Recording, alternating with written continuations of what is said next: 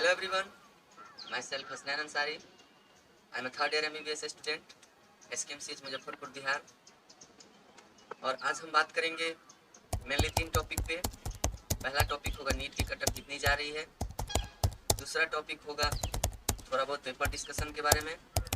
तीसरा टॉपिक होगा स्ट्रेटेजी के बारे में। गाइस, हमने पिछले साल देखा ऑल इंडिया राउंड काउंसलिंग की मॉपअप की कट ऑफ लगभग 600 गई थी, जो अराउंड 22,000 रैंक तक गए थे। और एससी कैटेगरी की रैंक लगभग 1,18,000 थी और एससी कैटेगरी की रैंक लगभग 1,50,000 रैंक थी। तो गाइस, हमने बहुत सारे अलग अलग कोचिंग के टीचर से बात की, अपने कॉलेज के जूनियर से बात की जिनका सिलेक्शन इसी साल हुआ है नीट में। तो उनका भी यही कहना है कि पेपर जो था इस साल ओवरऑल सेम लेवल पे ही था, बस थोड़ी चेंजेज केमिस्ट्री में और बायो में देखने को मिली, जिसका असर स्लाइटली कट ऑफ पे पड़ सकता है। तो ओवरऑल 10 नंबर का फ्लक्चुएशन दिख सकता है, 5 या 10 नंबर का फ्लक्चुएशन दिखने को मिल सकता है।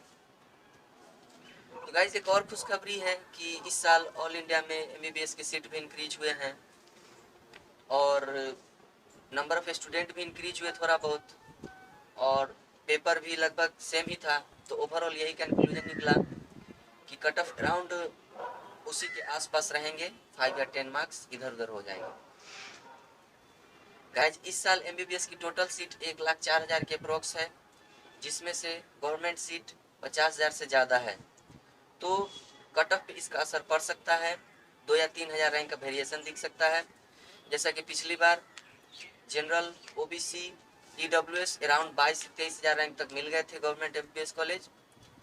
इस साल 25,000 तक गवर्नमेंट एमबीबीएस कॉलेज मिलने की संभावना है। तो और चलिए हम अदर कोर्स की भी बात करते हैं जिसका एडमिशन नीट के थ्रू होता है, लाइक बीएमएस, बीएचएमएस, बीयूएमएस। तो इस साल अराउंड 550 मार्क्स, लगभग 10 मार्क्स और ऐड कर लीजिए जनरल कैटेगरी का, ओबीसी में 520 मार्क्स और एससी एसटी में 480 मार्क्स अराउंड, जिस पे आपको एडमिशन मिल जाएंगे। तो आगे हम डिस्कस करेंगे। तो नीट के पेपर की बात करते हैं तो इस साल नीट का पेपर लगभग पिछले साल के ही जैसा था, बस केमिस्ट्री और बायो में थोड़ा चेंजेस दिखने को मिले, बहुत कम ही सवाल थे ऐसे। तो गाइज, मैं आपसे कहूँगा कि आप एक पेन और एक पेपर लेके बैठें और मेरी बातों को थोड़ा ध्यान से सुनें। जिनका सिलेक्शन हो गया उनको मैनी मैनी कंग्रेचुलेसन्स, और जिनका कुछ नंबर से छूट गया वो अगले साल के लिए पूरे एफर्ट के साथ फिर से तैयारी में लग जाएं। तो बायो की बात करते हैं। तो बायो में जो भी आपने गलती, पहले आप कॉलम बना लें, उसमें आपने जितनी अटैम्प्ट की है, जितनी सही हुई है, जितनी आपने गलतियां करी हैं और जितना अनअटेम्प्ट है, सबका अलग अलग कॉलम बनाएं। जो क्वेश्चन आपसे अनअटेम्प्ट रहा वो क्यों हुआ, टाइम मैनेजमेंट की वजह से हुआ या फिर लैक ऑफ नॉलेज की वजह से हुआ। जो क्वेश्चन आपसे गलत हुआ वो क्यों हुआ, आपने एनसीईआरटी अच्छे से रिवाइज नहीं की थी या फिर आप 2 ऑप्शन में कंफ्यूज हो गए थे। और आप एनसीईआरटी में उसको मार्क करें। जो आपने गलतियां करी हैं आप एनसीईआरटी बुक को खोलें, बायो के क्वेश्चन को देखें और उस चैप्टर में जाएं, उस टॉपिक में जाएं और सामने वहाँ पे मार्क करें कि ये गलती हमसे नीट में यहाँ यहाँ हुई है। दूसरा, जो क्वेश्चन आप अनअटेम्प्ट रखे लैक ऑफ नॉलेज की वजह से या टाइम मैनेजमेंट की वजह से, उसको भी आप एनसीईआरटी में मार्क करें कि ये क्वेश्चन हमसे छूट गया।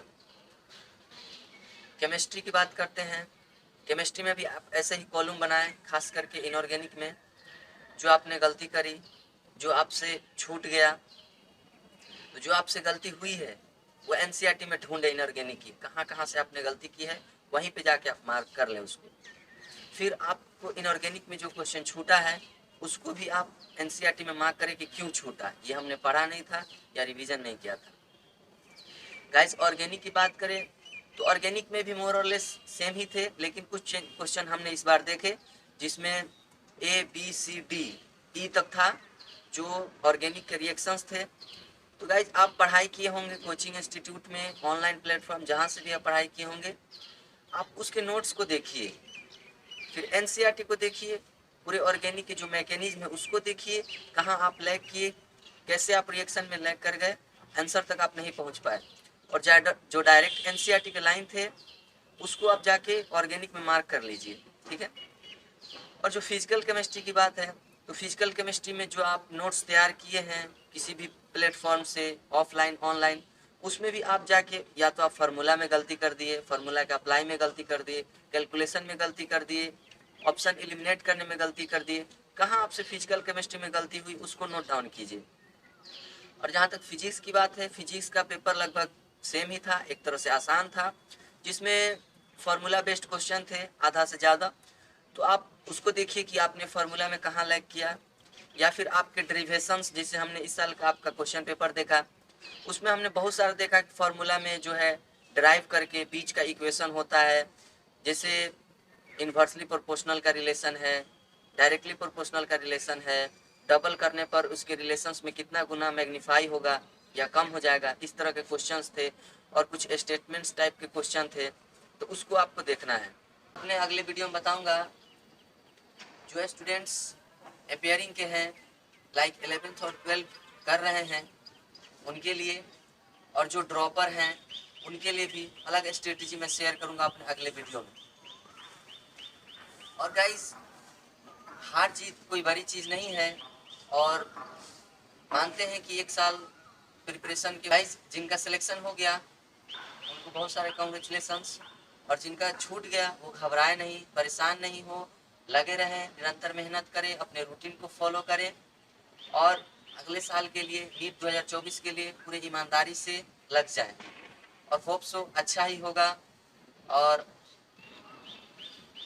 Thank you.